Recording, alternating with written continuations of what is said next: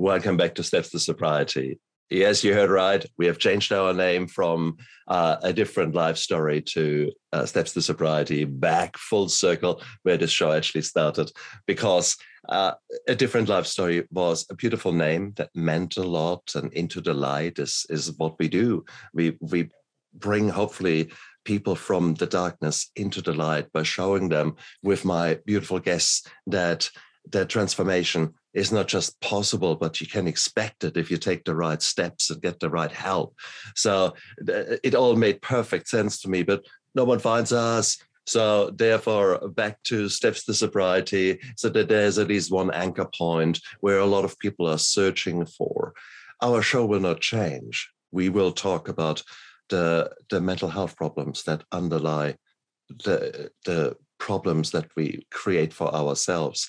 So let's look at the trauma. Let's look at those things that really, really matter, deal with them. And then suddenly you come to a life where actually you don't have to numb yourself or try to escape reality. So that's where we are. And it is amazing. It's an amazing journey for me. And the journey is so beautiful because I can bring on all these wonderful guests. And today, there is no exception. I've got Doc Shauna Springer. She is a wonderful, wonderful woman who has dedicated the last 10 years of her life to helping those who protect us. She is a psychologist working with veterans, and it is an honor for me to have her today on my show. So welcome to us, Shauna. It's really great to have you on my show. Thank you for having me. Oh. When did you start looking to be a psychologist with veterans, working specifically with veterans? I started working with veterans during my internship year, which is during my training. And there was just something very different about them for me, something that felt like home. I think it's maybe some of the deeper values that we share in common. In some ways, I was raised in a very military type upbringing.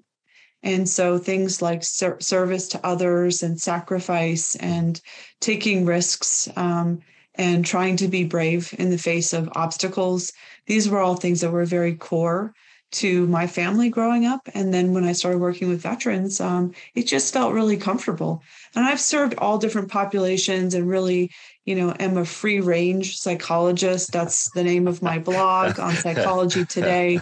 So I'm not here for one group or one issue, but veterans are core to the work that I do. And it's really wonderful to have you on my show, because not being a military man myself, whilst I subscribe as you to a lot of the same values, it is still, I have not gone physically through basic training. I have not gone through the transformation myself that every soldier does, and that in turn can either make or break you. Ultimately, it is such a fundamental change in a young person's being. It's often blowing me away. So therefore, there's so much there to be said about that. What was it scary to initially work with that? So here you were a younger psychologist early in your race, and you typically get quite a few type A personalities and people who use aggression to dominate on the battlefield. That's what they do, as well as often, they're often enough male. They're often enough physically aggressive within their group. There's a masculinity going. And here you are as a female psychologist, younger in your thing. Was there a bit of an imposter syndrome, or how did your own journey go there? Not fear, but a sense of, do I have what they need to help them heal? I wasn't afraid. I never was afraid because of how I was raised and who I am. I know how to hold my center with people who have power, who are angry, who are distressed. That's part of who I am. So I don't think I elicited, as a woman who had not served in the military, I didn't elicit that sense of competition. I was able to really come alongside my patients as a trusted doc once I earned their trust. So no, not fear, but I did have a sense of, because I didn't serve in the military, will I really be able to understand their pain and help them and walk those valleys with them? I certainly had that. And I write about it in my book, Warrior, how it was a pretty rough landing coming into that first job, where my first patients would say, how old are you? Like, what makes you think you have anything to offer me? You're like 25. You haven't lived, how can you help me with my trauma? So I definitely took a step back and asked myself, can I help the people I came here to serve if I haven't had the same life experiences, and had to go through that painful process of seeking within myself, is there a way I can serve them as I intend to? Was there trauma in your life? Was there trauma in me? Mm. No, just more of a sense of, will I have what they need? Did I come here to serve and support? And will I find that I don't have what they need from, a healer? I think I came to the VA with a very different mindset than a lot of people. And some of the evidence of that is the fact that I stayed 8 years to the day. That was not a coincidence. Not a coincidence. Okay. I started on a particular day, yeah. And, I was raised in a kind of military way. I decided serving our nation's warfighters was going to be the way I would serve and support. So I decided to go into this system of care for at least 4 years, a standard enlistment, and then sort of re-enlist. And that mentality was very important because I am not somebody who generally loves being subjected to the downsides of a large bureaucracy. It's not a great fit for my personality. I like to really innovate and change and look at how we think and be a critical thinker and always press for us to move forward and do it better. And there was some innovation happening for sure. And I had some good leadership at times. At other times, it's very challenging. Any large system is. This isn't unique to the Veterans Affairs. It's any big hospital system. But by committing myself to serving for 4 years and then 8 years, I decided I'm going to stick it out, no matter what happens, no matter how tough it is on some weeks. I'm going to stick it out because I think our veterans deserve to have somebody hold that trust and not just move from job to job where they are left behind and feel like they have to start all over again. That's a trauma when you've built trust with someone to have to start all over. And I decided I'm not going to do that to my patients. So my mentality was different. And it meant a lot to me to be able to deliver on that commitment to serve veterans. And so when I asked myself, can I do this? Can I really be of use to them? That was hard. I had a lot of initial struggle with that and came through it to realize that if we take a certain posture with people, we can be helpful and we can be healers, even if we haven't had the same life experiences. I like the focus on continuation of care and in a more human way that you promised yourself and the soldiers you were looking after that you were there, you stayed there by their side. And the issue of betrayal and the issue of being left behind is such an integral problem of soldiers, both in the setting of the battlefield and the setting of the army, but then also leaving the army, being part of this band of brothers. But suddenly you get chewed out and thrown out. It must feel for many of them when it comes to injuries. When you think about a soldier who's preparing for a battle mission, they go, bang, bang, bang, bang, and they go train hard and often for weeks, months to be in the right physical and mental frame of mind to go there. Bang, there you are kicking indoors. And then the next thing is you're lying on a stretcher.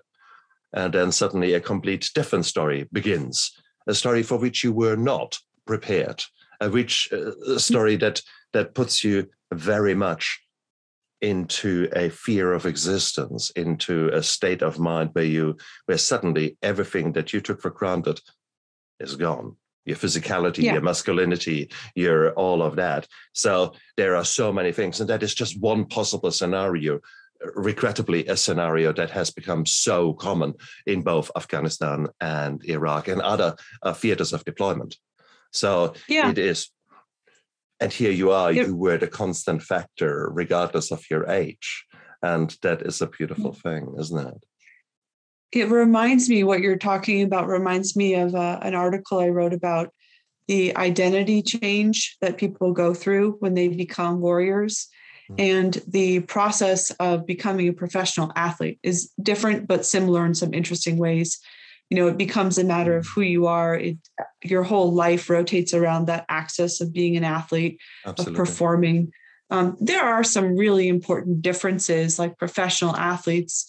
We witness their stories. We witness their acts of courage, their fortitude. We often don't witness the acts of bravery and courage for people who are deployed far from home. But one similarity, to your point, is that you can have a sort of a career-ending, identity-ending injury suddenly in both sports and in the military.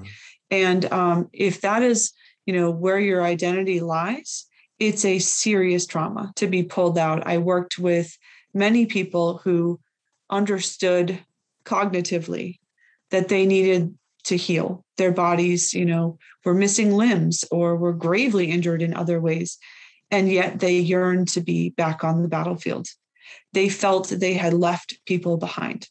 They felt they were the cause of the abandonment that their brothers and sisters in their military tribe were experiencing. Now, it was sort of their own perception. Nobody was saying this to them. In fact, to a person, if they ever reconnected with those folks, they would say, I'm so glad you're healed and, so glad you took that time to, get well.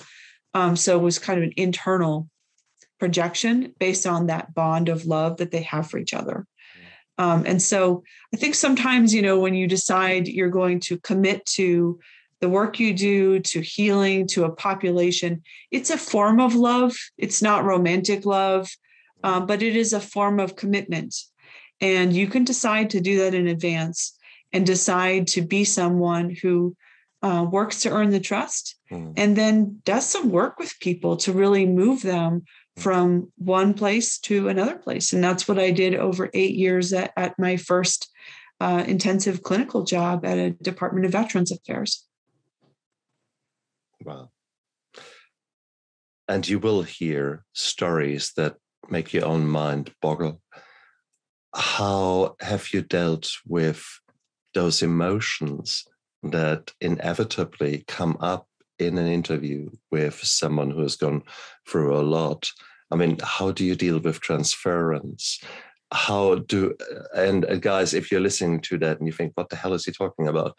Transference is that a psychologist, a doctor, a healthcare professional, or whoever is listening to the person who is opening up takes on too much of that grief, of that anger, of those emotions. So it's a bit like a COVID virus for some of us, if we are not careful, that we end up actually very affected by the trauma and by those things that we hear, see, often the betrayal that we witness in some cases. I just did an interview about that this morning for a media source about vicarious trauma. I think that's where understanding our boundaries is critical. I didn't have that experience a lot because I understand where my responsibility ends and where someone else picks up. And because I didn't serve in the military, that was an advantage because I didn't have a personal trauma history that was similar to my patients, I didn't tend to take on their pain as though it were something that reflected on me. I was there as a doc and a healer, and they needed to know that I could hear anything they needed to share and wouldn't react with shock or horror, and that I'd be able to walk them through that valley. And so part of being able to do that was part of my commitment to healing this population. And what that meant was going through a process that was very intentional for myself, to take myself through some of those fears and anxieties. I wrote an article about this. It was going to the morgue and watching an autopsy. It was, exposing myself to graphic videos and things that would kind of help me hold my center, whatever somebody had to share or whatever story they had to get off their chest. And so I did that very intentionally. Now, sometimes, this is kind of another thing I've written about for Psychology Today. Sometimes I did, very occasionally, maybe 5 times in 10 years, become tearful with a patient. But they were always patients that trusted me, that I knew well, and we were in such a place of empathy that I just had an involuntary response. And so when that happened, it was really interesting because I would say, don't worry about me. I'm fine. I'm feeling your pain. I'm seeing it and I'm feeling it and I'm reflecting what you're expressing right now. This is not about me or my situation whatsoever. And because they trusted me, they took that in and they understood that they didn't need to worry about me. And actually, when I talked to all of them at some point later, they said that was a really helpful session for them to feel that deeply understood, and that I was willing to come off of the sort of stoic doctor role and really join them from time to time. That was a memorable, critical turning point for some of them, was a theme. And so I've written about, not sort of trying to inhibit when we have this involuntary reaction. It's a mirroring response if we're really attuned to somebody and they're really in deep pain, and it doesn't reflect on us negatively. And it actually might be the most therapeutic thing we could do, to just allow it and then explain it in a way that maintains a good boundary. And the last thing is really important. But it is absolutely, yes. Being an anesthetist, working on intensive care units where you are part of dying, and to be there for the relatives, to share their emotions, and not being this hard-nosed guy. Don't get me wrong, as you said, there are times when you have to be strong for others, when you have to be there for others. That is our fundamental role in supporting relatives or supporting others in need. But there's also time to actually show your own emotions and maybe have a bit of water in your eyes. And that is absolutely fine. And as you say, I've had the same experience. You actually become human for them, and they will never forget that empathy, and they will never forget that you showed your true human self. And that is a wonderful, wonderful thing. And if I may, just pose a bit of a challenge. There is, for me, no separation between being strong and having tearfulness. No separation. Beautiful. The strongest and bravest of us, like the strongest thing I've seen people do is face their pain head on. And so I apply that to myself. And, my friend Jennifer Tracy talks about this powerful example of being on the way to a funeral, and she becomes tearful while she's on the airplane. And she does something similar to what I used to do in therapy and say, don't have to worry about me. I'm in grief. I just want to sit here and grieve. And you can be strong and tearful at the same time. I don't put those in different categories whatsoever. And so modeling that, because if they trusted me, they know I'm strong. They know what I can be dependent on for. So being tearful is a response to pain And it's not, to me, inconsistent with holding your strength at the same time, if that makes sense. It makes perfect sense to me. Having said that, it's interesting how potentially someone who has not been exposed to transformation in themselves, to growth in themselves, who is living that type A personality, suddenly to hear that, what do you mean? So is it okay for a soldier to cry? And the answer is yes. The answer is bloody well yes. At the right time, in the right setting. You must cry. And there's this beautiful story going back to the Falkland War, where the UK and Argentine got into quite a brutal war, very short-lived war, about some little speck of and a few thousand sheep in the middle of the Atlantic. And the English were, there were lots of deaths, there were lots of awful things happening there. A lot of trauma was happening. And then suddenly, ka-dunk, they've beat the Argentinians, and now let's go home. Now, about half of them ended up on airplanes, flying home within 24 hours. The others basically went back, sailing back on ships. And those guys who went back on the ships, they actually, they were given complete relaxation time. They had to show up, for the meals and in the morning parade. And then thereafter, they were encouraged to grieve, to talk, to be there. And there was an astounding difference in the incidence of PTSD between those guys who flew back and were just thrown back into civilian life versus the other guys who could cry, who could decompress, who could debrief, do all those things in a trusted setting. And that is such a beautiful, beautiful thing. Goosebumps. And it just shows that if you talk, if you connect, if you can be there with your brothers and sisters and actually speak honest about your things, don't dig them down, put earth over it and pretend that it never happened. Bullshit. No, you need to talk. And that is exactly the important bit, one of the key messages that came out of that. And I hear you sort of nodding and saying, yep. You obviously say yes. Well, it's what Jonathan Shea also writes about in Achilles in Vietnam. He was one of the first pioneers of really talking about moral injuries. And he wrote this beautiful book called Achilles in Vietnam, where he essentially shared the same concept around the return from World War II, that the people in these ocean vessels that came from far away together in their tribes of people they trusted fared far better than people who were put on a plane and sent straight home. There's a kind of emotional whiplash that happens when you're in one society, an alternate universe with different rules and different events, and then you come back into civilian society. It needs to be done really thoughtfully.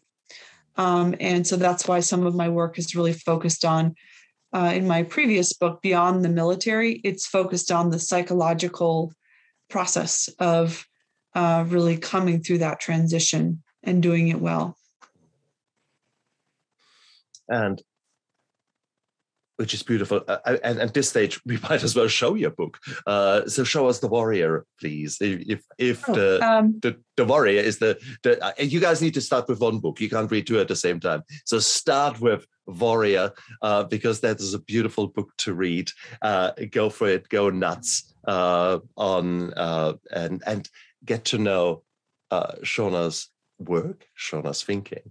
And there's no doubt you will look up the other one then, especially if you are in the military or if you are in a similar scenario where you actually leave one tribe where you were completely immersed and now suddenly you have to change your roles. That might be a policeman, that might be a doctor, actually, because I certainly, if you would have asked me 10 years ago, who are you? I said, I'm a pain physician. Yeah, no. Who are you? Yeah, I've just told you, I'm a pain physician. I could only fixate on that. That was me, my work. I mean, for Christ's sake, that was me because I worked 12 hours, 16 hours a day. None of this balance rubbish. No, I was work. And needless to say, it didn't end well. But here I was, there was this trauma of suddenly then stopping in this line of work and thinking then, well, who are you? And I had no answer. And I was a shell of a man afterwards. Once I stopped drinking, once I stopped numbing myself, once I stopped distracting myself and actually really truly looked into myself. Who am I? I was an empty shell, which was great because I could start painting on this empty canvas. I could reinvent myself. I actually, with hindsight, it was the biggest blessing I could have had. But it took a lot of trauma and it took a lot of realization and a lot of hard work to actually go through that transformation to become the man that I am Did you have today. any experiences where you tried on something and you thought, no, that's not who I am? Nope. Yes, actually. I'm sure, right? I'd love to hear a story or two. Well, it was. That's probably pretty interesting. Okay, a short one.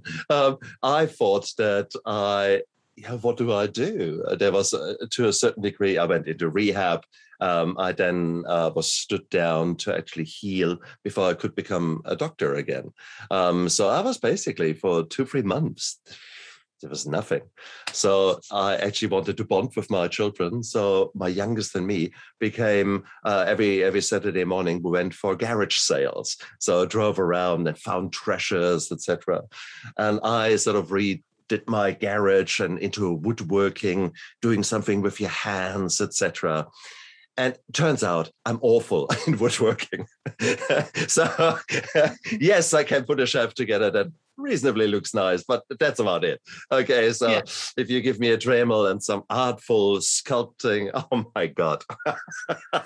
So it was, I tried, I failed, but I failed with a smile. And it's okay. That's absolutely okay. I had a beautiful vet on my show, and he was for a long time in a PTSD and depression hole, a long time, until finally, someone said, come on, let's do something. Let's come out with us. We're all in the same freaking boat. You might as well stop the sulking, and sort of in a bonding kind of way say, come on, come along. We play golf. And he said, okay, let's play golf. And that wasn't really the great thing. He tried other things. That didn't work. And then they did one evening. Hey, they said, we go to a comedy course, how to do comedy. Needless to say, he's a comedian nowadays. From type A, facing machine guns and ending up on the wrong side of the metal meeting the meat, to being a comedian. He would have never known that. So, but he gave himself the liberty, the possibility to explore. And that is what you were alluding to. Try different personalities and see, it's like a new suit. Does it fit you? A new shirt, does it fit you? And you have to say, nah, sorry, that's not mine. But unless you try. Yeah. Yeah. I am in deep conflict right now, whether I really want to have a dog or whether I just like the idea of a dog. That's my current, there's always this distinction, right? Do you like the image of yourself as a dog owner, or do you actually want to deal with the back end of the puppy? Exactly right. Right. That's what I'm currently figuring out. So this is an ongoing thing, right? For all of us. Exactly. Figuring out, trying on different lifestyle and pursuits. Yeah. And it's beautiful. But that is how we grow, because you try things and suddenly you might get joy out of it for 2-3 months. Then you think, well, actually, no. Now, if that is a puppy, not so good. But if that is your interest in woodworking, that's fine. And now actually I've figured out why the hell I was drawn to woodworking. NCIS, Gibbs, he always had this bloody big boat where I always thought, how did you get it into your cellar? More importantly, how will you get it out? But he was always doing the woodworking and the thing. And I loved Gibbs. I loved that figure, that authority, that calmness. Maybe that was what I was yearning to be. Maybe that is where the woodworking came from. Yeah, the essence of Gibbs. Yeah, Do we find it in woodworking or? Yeah, exactly. Right. Exactly. And that must be such a beautiful journey that you can introduce your veterans to. Is that part of it? Is that opening new doors? Is that it has to be tailored, right, to every different person. That's what makes the work really fun. And that's why I'm like a devoted free range psychologist that doesn't adhere to any single theory or theoretical orientation, because I really prize creativity above formulaic responses to people's pain. The solutions that my patients have come up with are as individual as they are. And some of the most powerful work I've done has been missions that people set for themselves to reclaim who they are and their identity. And they've done a lot of the work when I haven't even been in the same zip code. They've, flown to different places. So I think it's important to be humble and not take credit for people's growth and to really facilitate and guide them, which is something I've really gotten into more, is sort of like that guidance role. Then I don't even really see clinical patients anymore. I don't have the time or bandwidth for it. But I can always, through the things that I develop, currently just finished doing something called the Master Guide to Mental Wellness. It's primarily for veterans and first responders, but it takes people through my book Warrior and through a friend's book with little videos and short worksheets and take-home points and journaling and questions to drive further insight, and then things they can do to take action. And so that's about that orientation towards guiding people to find the thing that works for them, because it is individual. It's very individual. And that is so beautiful. That is so powerful, that growth. And that I need to again stress to anyone listening here, that growth is inevitable if you let yourself, and if you ask yourself the right questions. If you ask yourself, why me? Why me? Why me? Guess what? Your brain will come up with about 20 reasons why you. So beautifully, the brain will give you answers to any question you will ask it. It is trained to do so because that's how you survive. So therefore, if you learn how to ask the right questions, it will come up with beautiful solutions for you. It's just the power of words, the power of questions, the power of your direction. That is so important. And the problem is, when we are in our darkness, we don't see the direction. For Christ's sake, you don't see the light, because everything is so hopeless, helpless, and it can be so brutal. And that's where someone like you comes in. It is, Shauna, without someone by your side, it's very hard to move forward. There's no two ways around that. How do people connect with you? If someone was to listen to you and was saying, wow, she is a really woman who has got her shit together, how can they get hold of you? You mean if they think I've got my shit together all the time and nobody does?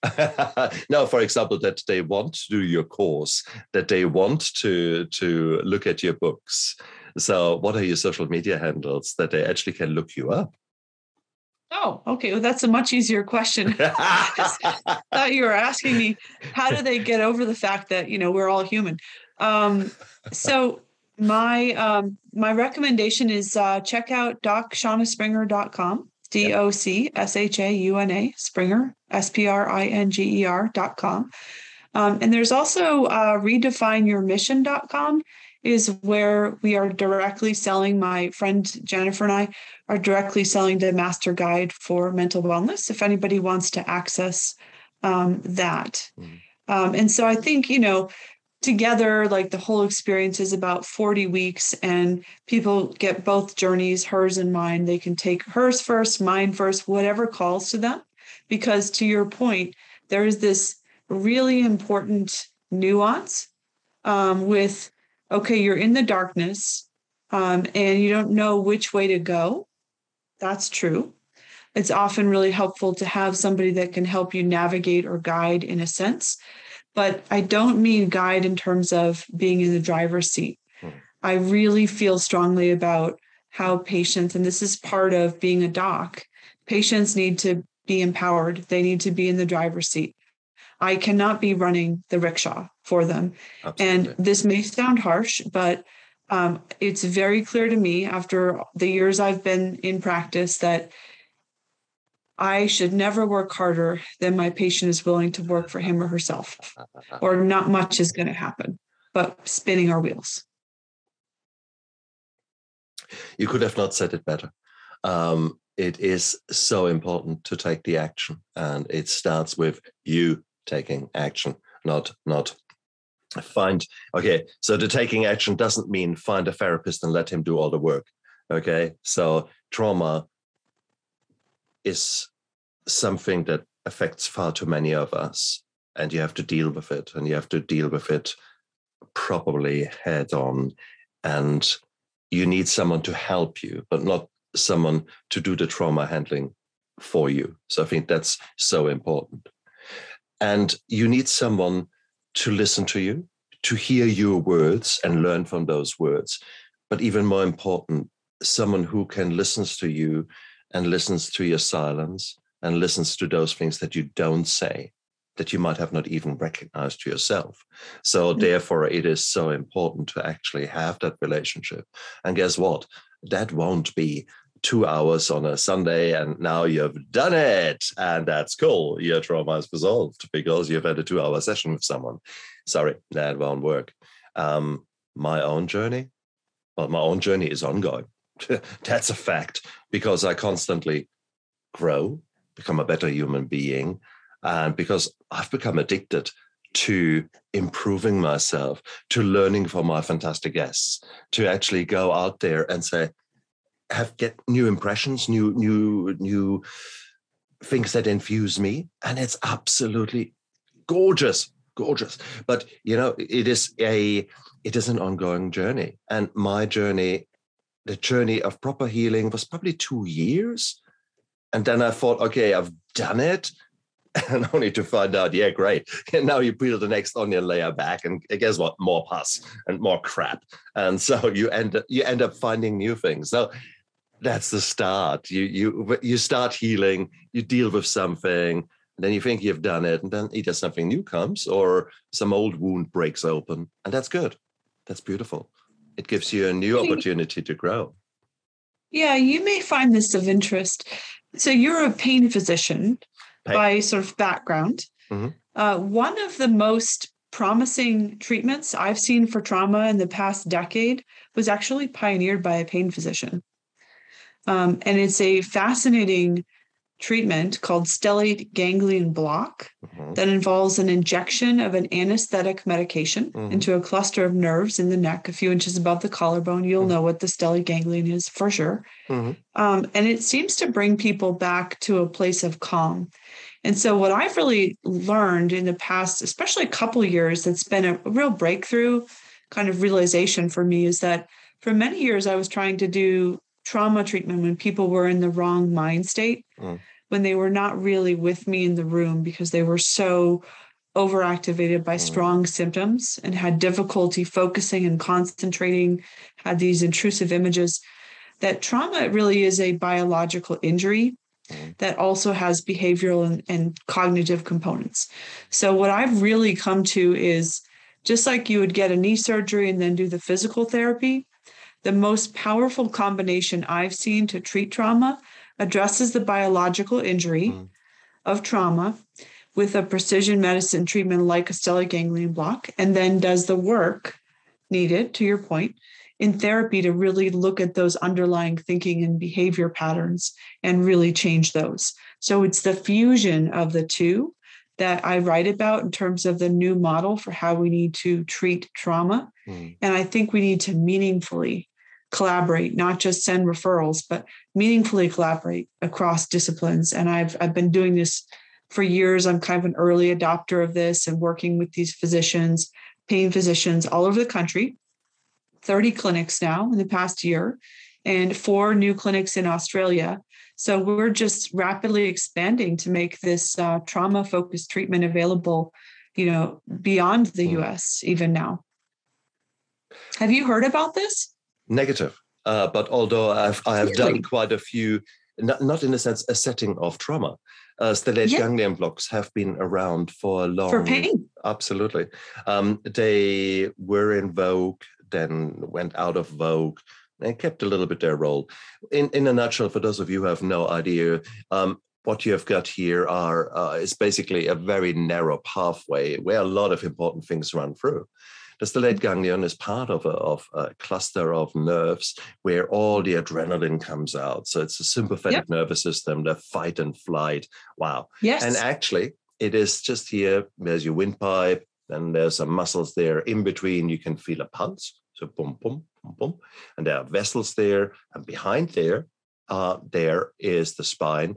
And sandwiched on the spine is this chain of nerves which we can get access to. So if you know what you're doing, and don't try that at home, kids, you can put a needle in there. As I said, there are a hell of a lot of other structures. That's what I'm saying. That's someone who actually has done it once or twice. It really, should be emphasized. A skilled and trained physician using ultrasound technology to visualize the vasculature, the veins, all the structures. Exactly. But absolutely right. You've probably used it for the past, CPRS or other pain conditions. That's exactly right. CRPS. Yes, absolutely. CRPS is a nasty, nasty pain syndrome that affects typically a limb or quarter of a body. And if you actually put local anesthetic there, and you will change the way that the autonomic nervous system, the sympathetic nervous system plays a role there. So absolutely true.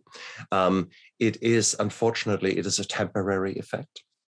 And therefore, it has gone out of fashion because those 3-4 weeks of pain holiday that you can achieve in a CRPS with that injection is really not, in the long run, not worth the risk that potentially you undergo. So that was why it came out of fashion in the management of CRPS. In the past, it was used a lot for the treatment of angina, so chest pain, things like that. Again, all are problems where the sympathetic nervous system, the fight and flight, is completely ramped up and is doing far too much. So in pain, it pretty much has gone out, but that is only because then nothing else followed on. In your setting, it makes perfect sense. Now, but let's go one step back. So what we have got, sympathetic and parasympathetic. These are the two systems that we want to have in a nice balance. Now with trauma, so sympathetic revved up, parasympathetic asleep. Now the problem is you can do something up here to the sympathetic nervous system, and that is where maybe medications come in, which we don't really like to do, sort of numbing that, basically sedatives, etc. Well, that doesn't help you heal. The other thing is, how can we bring that up and that down? And that's where the meditation comes in. That's where the breathing exercises come in. All those kind of things, which can stimulate the vagus nerve down here, down here in your chest, just below your chest, and where that can help. So that can be an incredibly powerful way of calming down an anxiety attack, for example. Again, short-lived, but anxiety attacks are typically shorter lived. So the right things for the right setting. What you're talking is not, hey, I feel a bit nervous, let's do a stellate ganglion block. But you are saying, let's do a stellate ganglion block, give this holiday to the sympathetic nervous system. And it gives you a window of opportunity. Correct. And that's the magic of this, not the shot. Exactly. Yeah. Thank you. That's what I wanted to try to get to. Often we get focused on this. Oh, the doctor did that wonderful injection. He did that injection. He cured me. Bullshit. No, we just calmed something of you down. Now you need to cure yourself and need to work with yourself. So that is what this is all about. Yeah. So you're fast tracking, and I loved that idea. How long do you see that effect working in reality? Well, so for some people, years. It depends on what they do with that opportunity. So I've tracked about 100 patients over the past 4 or 5 years, since my first case was actually in the VA. And if they go into that window of opportunity, think about stellate ganglion block as the primer before the paint. So you set the conditions, and now you go in and you work with a trauma-focused doc who really gets it, and you change the underlying thinking and behaviors. You're going to create a new normal. So for many of my patients, the effects, they get long-lasting positive outcomes. For those who don't, the common theme is that they went right back into a stressful lifestyle, continued using a lot of alcohol and other, drugs, illicit drugs. In this case, I'm referring to. Now, I've been getting this is anecdotal, to be clear, but some interesting anecdotes from several of them that getting calm. And I wanted to know what you thought about this. Even this morning, I had a conversation with someone we treated who's going to be on the next live webinar. We were kind of getting to know each other. And she said, I've stopped drinking because I just don't feel pulled to it. I just don't feel the urge anymore after getting the procedure. It just doesn't taste good to me. And I've heard this from multiple people now. And my only way to kind of put that into a framework is that, we use alcohol and other substances to change our mind state. And when we have targeted the underlying injury and we've calmed the system, then it loses its pull on us. But I really wanted to get your opinion about why that would be, because I keep hearing that the stellate ganglion block gives people not only the window of opportunity to work through trauma, but to stop using addictive substances that had formerly kept them in a kind of bondage.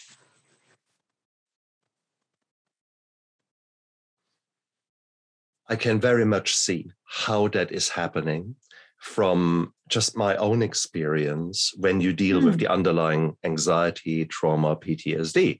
And you focus on a positive life, then suddenly there is no more need to escape reality. So that is exactly what you're describing. So that's a psychological kind of reasoning and why that is happening, and certainly true for me. Could there be actually a very biological reason that somehow something changes with the addiction? Potentially, yes. That's right.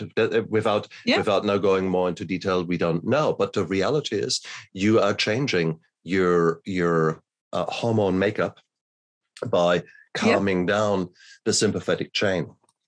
Adrenaline is something that makes you fight or flight. So you're going to keep artificially revved up. And unfortunately, if you have got PTSD, the recurring kind of nightmares, they don't really help. The intrusive thoughts during the daytime, they don't really help. Every time you hear somewhere a loud sound and you go into complete fight and flight, that doesn't really help. So by you taking that reflex system out, that will help. That will change things. So you're basically interrupting a vicious cycle. And that is where I can see that very powerful. And I see that as taking someone off the hamster wheel, a very, very bad hamster wheel. Stop and smell the roses, literally. Actually, this is how it feels without that ongoing onslaught of adrenaline and fight and flight hormones. And now let's start working with that. So, and I said, from a biological point of view, from a pain point of view, I would say a stellate ganglion block gives you about a month. That would be sort of a realistic thing. But if you think through, how do you create habits? Well, by doing little things consistently over a month. Some people say 40 times, which means 40 days. Ballpark is the same. So therefore, I can very much see how that allows you to fast track recovery, because you don't have to teach them it accelerates it, the whole process. Exactly. You start like way down the line, and you're really a really qualified person to kind of speculate on how this might work, because you have the background in medicine and in pain, and you also through your recovery process, in terms of thinking about addictions and how those processes work. I really haven't posed this question, but I've just noticed that with several of our patients, and when they say to me, it doesn't taste right, I've just lost the taste for it, that's really interesting. I don't know if there's a biological mechanism, but what's super interesting is that a lot of patients after the procedure will say the colors in the room look brighter. And there's a kind of vividness that comes through, to your point, after they get calm. And I mean, as you know better than me, there's a foveal vision is, when you're in sort of that chronic threat response mode, you're like focused like right on like what's right in front of your face, right? Absolutely. And so that's kind of what I think is happening is we're taking people off the hamster wheel and off of foveal vision into more lateral perception with all the senses. And when the senses are re-engaged, you're not going to need to go back into that sort of like numbing avoidance, alcohol pattern. So it makes sense to me logically, but I'm very keen to have this researched and explored, by whoever's willing to do it in the future. So the call is out there, guys.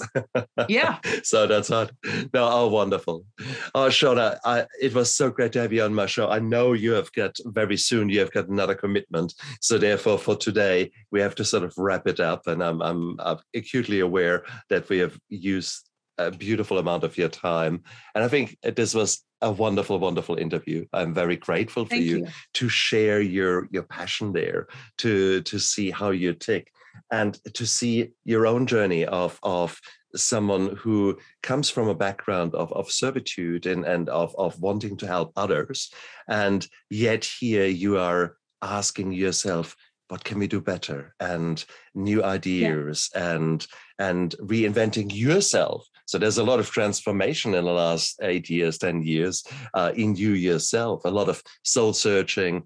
And I know very much. So my Steps to Sobriety in my book, that changed a lot in how I actually fought. Here you are, you're again putting things down, you're writing things down.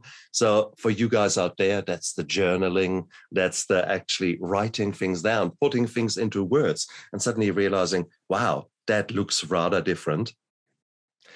Shauna, thank you so much for being on my show. It was an absolute fantastic insight into modern treatment options of PTSD and trauma in the setting of the VA. And I will be looking forward to get you back onto my show. There's no way that we can just stop here due to time commitments and not explore so much more, because you're a woman, you're a force of nature when it comes to psychology and insights. Let's explore, and maybe in the next session that we meet, we can talk about transformation and leaving an identity behind, and how to do that in a very healthy way to actually grow, and rather than crash and burn that so many of us are unfortunately doing. So Doc Shauna Springer, check out her website. It's absolutely amazing work this woman is doing. I'm incredibly grateful for you that you have been on my show. Thank you so much. Thank you again for having me. Cool. And you guys out there, look after yourself. Bye.